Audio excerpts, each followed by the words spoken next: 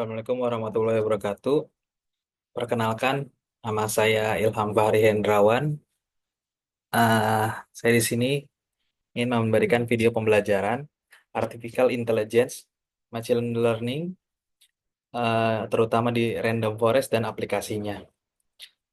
Untuk para teman-teman semua, terutama untuk para anak SMA, SMK yang ingin melanjutkan ke dalam program studi teknik geodesi, ini akan sangat bermanfaat. Pertama, apa itu artificial intelligence? Artificial intelligence atau AI atau kecerdasan buatan adalah teknologi yang membuat komputer atau mesin bisa berpikir dan belajar seperti manusia.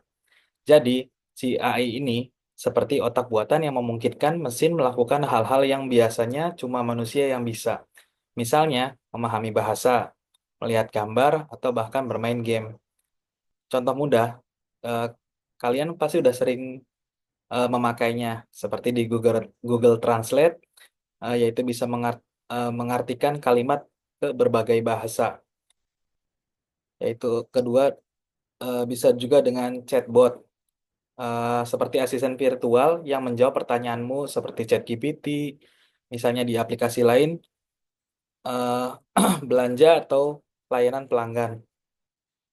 Kamera smartphone juga sekarang kan ada namanya aplikasi Google Lens, yaitu bisa mengenali wajah, latar belakang atau pencarian di Google.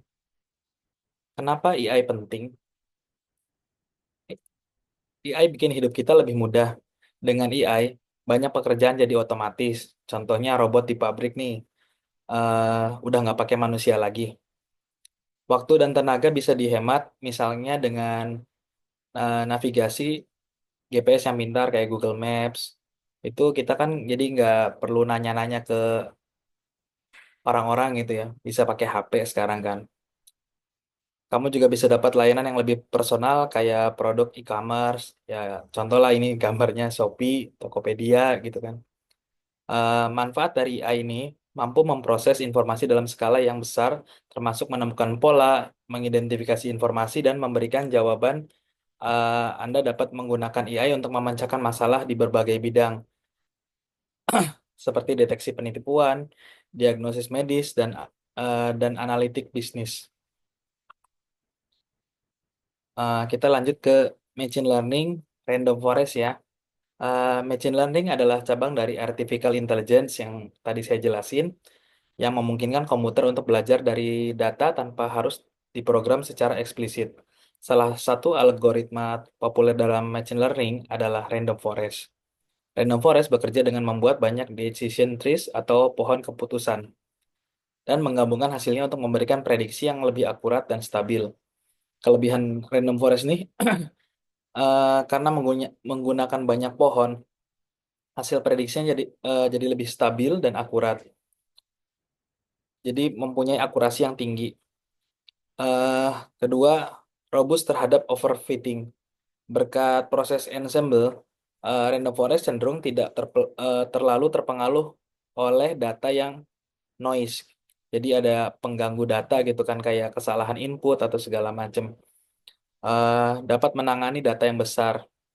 Jadi kayak inputannya banyak gitu, kita butuh eh, apa ya, menggabungkannya ke dalam penilaian kita yang kita butuhkan gitu tuh.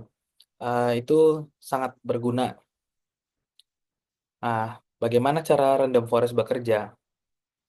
Pertama, dengan membuat banyak pohon keputusan. Bagian dataset dibagi secara acak menjadi subset kecil, yaitu dengan bootstrapping.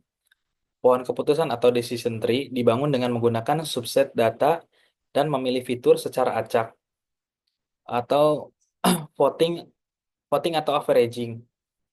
Kemudian untuk klasifikasi, hasil dari setiap pohon adalah voting mayoritas. Kelas yang kalian pilih menjadi hasil akhir atau bisa membuat regresi, yaitu hasil rata-rata dari semua pohon yang digunakan sebagai prediksi akhir. Contoh menggunakan random forest. Dengan klasifikasi, kita bisa memprediksi apakah pelanggan yang akan membeli produk ya atau tidak.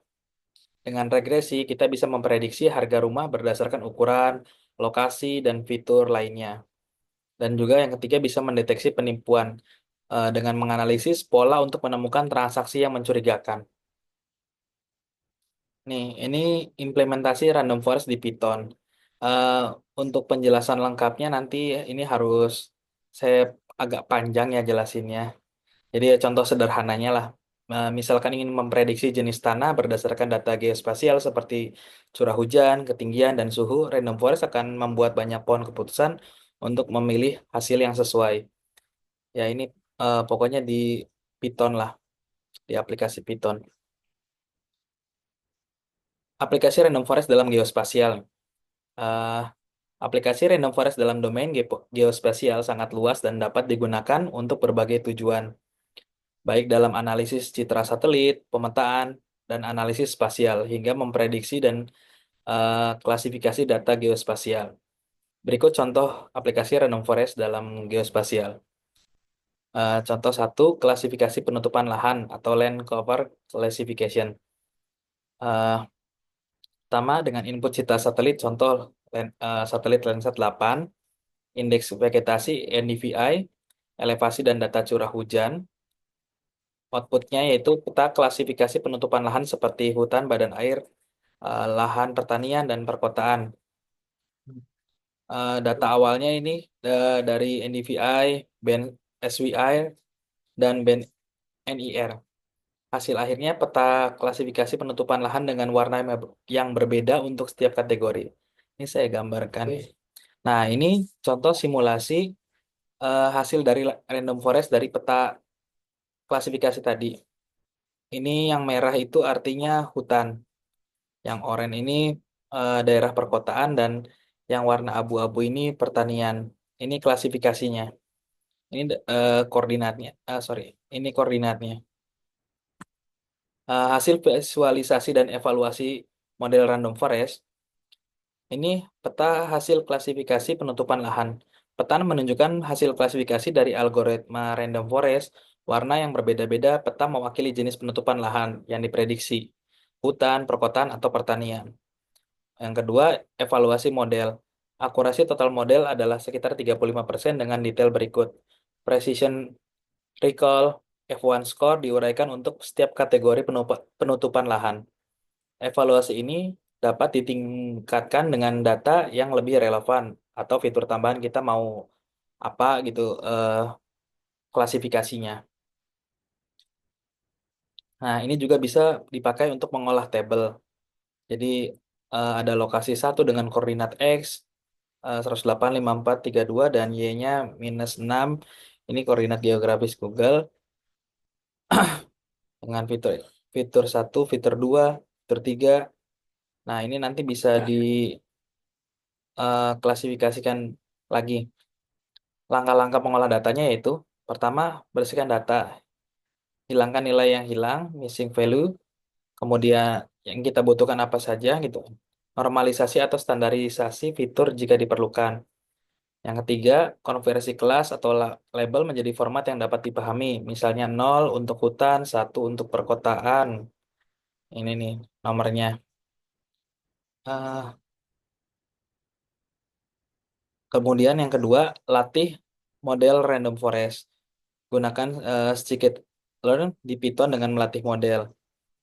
Nah, nanti ini eh, saya bisa jelasin harus sambil buka aplikasinya sih ini. Dengan Python ini intinya ini bisa memprediksi eh, kebutuhan kita untuk input struktur. Yang ketiga, evaluasi model. Ini gunakan metrik seperti akurasi, precision, recall, atau confusion metric. Yang keempat, peta klasifikasi.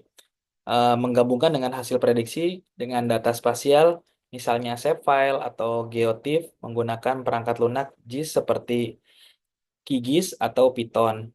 Nah, ini kalau yang ini tadi gambar untuk aplikasi Python ya, teman-teman. Sekian eh, penjelasan dari saya. Terima kasih telah memperhatikan. Assalamualaikum warahmatullahi wabarakatuh.